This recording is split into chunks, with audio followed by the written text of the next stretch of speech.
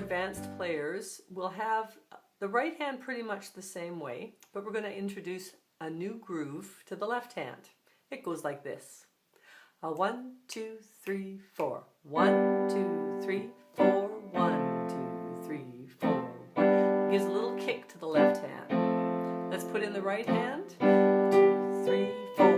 1, 2, 3, 4. 1, 2, 3, 4. 1, 2, 3, 4. 1, 2, 3, 4. 1, 2, 3, 4. 1, 2, 3, 4.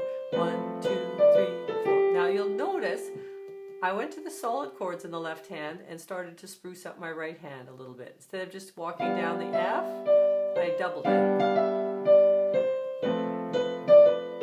So I just kind of made my left hand get out of the way. Now, this is the fun bar.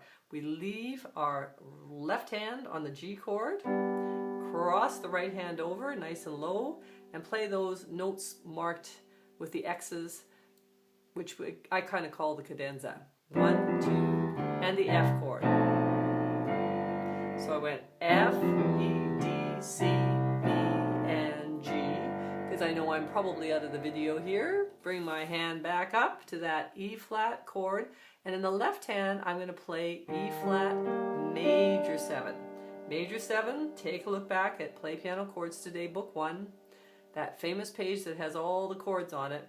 Remember, major 7, you find the root, and come down 1 semitone. Here we go.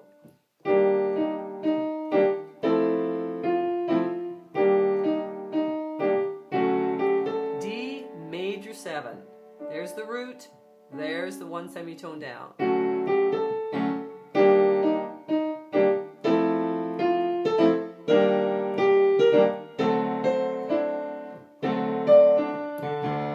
Excuse me, back to the beginning.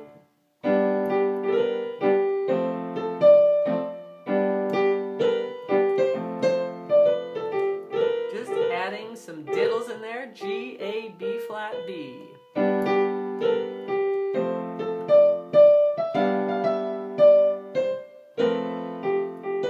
There's that bar that we can repeat a whole bunch of times. Count 1, 2, 3. So at the end you can add a semitone below the notes that are written.